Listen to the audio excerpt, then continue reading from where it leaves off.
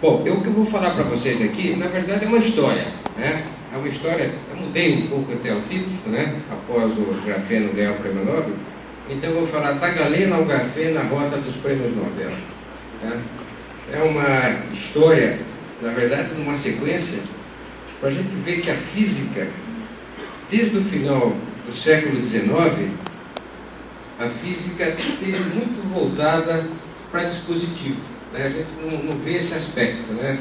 Mas então eu vou pegar essa linha, obviamente, de várias áreas da física, e contar uma história um pouco para nós chegarmos aqui no nosso prêmio Nobel deste ano. Então, da galena ao grafeno, a rota dos prêmios Nobel. Bom, eu vou começar com 1833, né? E todos vocês já conhecem o Michael Faraday. O Faraday foi o homem que descobriu o semicondutor. Poucos sabem o Faraday fazendo suas experiências, na verdade, já contratado. Foi o primeiro, eu acho que, contrato de um cientista com uma empresa, na verdade, do governo inglês, né? E ele já percebeu que, aumentando a temperatura, aumentava a condutividade do material. Porque normalmente nos metais, você aumenta a temperatura, diminui a condutividade dos metais. No caso desses materiais, você aumentava a temperatura, então aumentava a condutividade. E deu seu nome de semicondutor, que vai ser um elemento importante aqui na nossa história. Então começou lá essa história desses materiais que você aumentava a temperatura, você poderia aumentar a condutividade ou a corrente elétrica desses materiais. Bom, em 1874, teve um físico, um engenheiro físico, como queiram chamar, mas brilhante, chamado Ferdinand Braun, um físico bíblico. E ele fez um experimento, e isso foi em 1874, que é o seguinte: ele fazia uma diferença de voltagem, e se ele trocava via corrente, ele trocava a polaridade, não tinha corrente. Ele descobriu um material que, por si, funcionava como um retificador de corrente. Isso foi em 1874. Em 1909, ele veio ganhar o prêmio Nobel junto com Marconi pela telégrafo, a comunicação que você fazia sem fio a partir do material chamado galena. Bom, esse material, obviamente, a estrutura dele, do ponto de vista microscópico, não era conhecida, mas ele foi bastante utilizado para esse desenvolvimento. Mas por que eu estou colocando isso aqui? Porque, nota bem, no final do século XIX se conhecia um diodo, um material que era praticamente um retificador de corrente. Tá? Então, está guardado esse dado. Aí nós, só para fazer um lembrete, que às vezes a gente esquece que todos esses fenômenos aqui já eram conhecidos no século XIX. O Faraday descobre esse material que diminui a resistência com o aumento da temperatura. O Becquerel observa o que chamava de geração de fotovoltagem, você, através do fóton, você poderia ver uma fotovoltagem entre os materiais, em 1839. Esse não é o mesmo Becquerel da radioatividade, é o pai dele.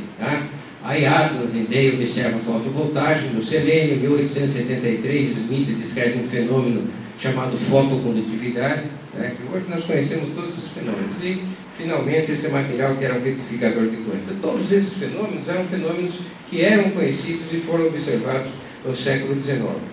Normalmente, nos cursos de estrutura da matéria, esses exemplos a gente não costuma ver, mas esses eram fenômenos que eram muito pouco, ou nada conhecido, a não ser do ponto de vista empírico, de você observar.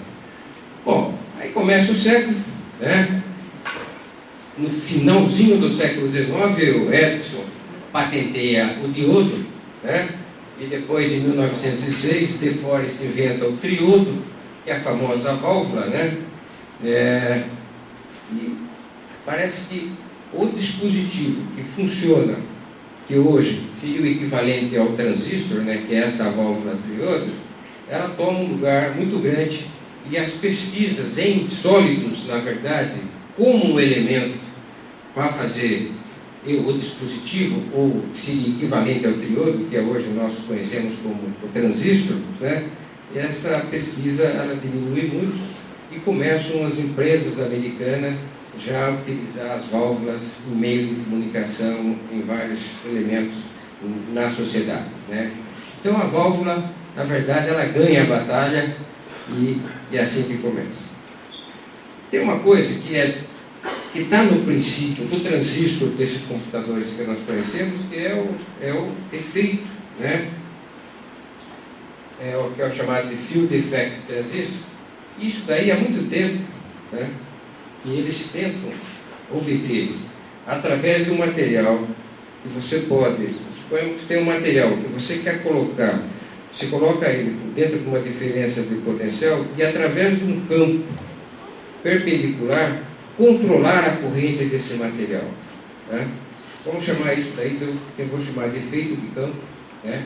E isso daí foi muito estudado, só que os físicos da época, e particularmente aquele que descobriu o elétron, o Thomson, ele fazia isso juntamente com Charles Mott, que é o pai do Mott, que é um físico muito conhecido, que ganhou o prêmio Nobel também na área da física da matéria condensada, né?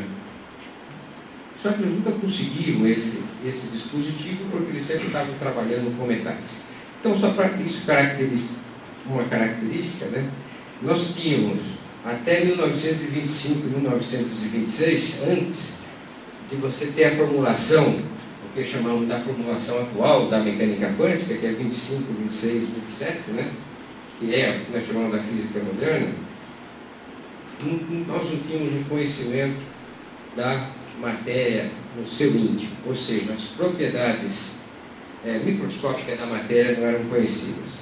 E aí tem uma história longa, obviamente que eu não vou falar aqui dessa história, mas eu vou dizer para vocês que só em 1931, e poucos físicos conhecem, eu particularmente também não conhecia esse trabalho, o primeiro físico é Alan Wilson, na Alemanha, que é um físico inglês, em 1931 ele descreve o que poderia ser, o que era um semicondutor.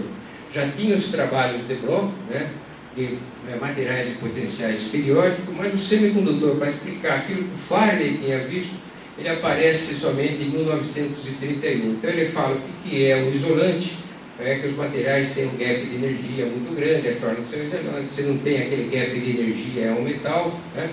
E essa é a diferença entre o metal e o isolante, e tem um elemento intermediário, que é a temperatura ambiente, ou quando você esquenta, você tem um conjunto, uma porção grande até de portadores na banda de condução, o que faz conduzir, que são os famosos semicondutores.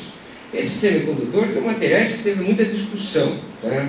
Para vocês terem uma ideia, eu coloquei uma frase aqui, que é para tomar cuidado quando os grandes sábios da ciência falam, né? Então, ninguém deve trabalhar em semicondutores, isso é uma obscenidade, quem sabe se eles realmente existem. Essa frase foi dita em 1931 por um dos maiores físicos do século XX. Em 1931, Pauler, embora jovem, né, que tinha da ordem de 31 anos, né, que era exato, acho que 30 a 31 anos, né, já era um físico importantíssimo e era um físico bastante estudado, né, e assim vai por toda a vida. Mas o Pauler errou muito nesse daí.